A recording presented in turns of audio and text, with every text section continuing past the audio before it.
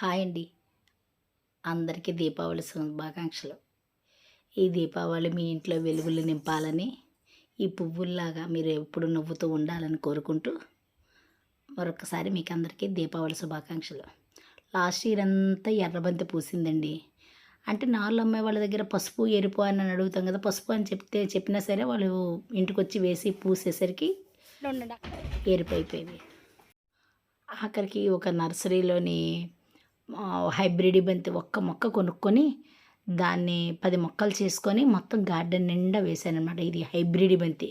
అందుకే ఎర్ర బంతికి ఈ బంతికి చూసారా పువ్వు సైజు ఎంత తేడాగా ఉందా? ఇదంతా ఎర్ర బంతేనండి. చూసారా ఎలాగ విరగబూసిందో.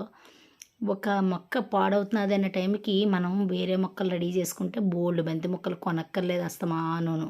ప్రతి పండక్కి నాకు తోరణాలకి ఇవే కలువులు ఇంట్లో పూజలకి చూసారా.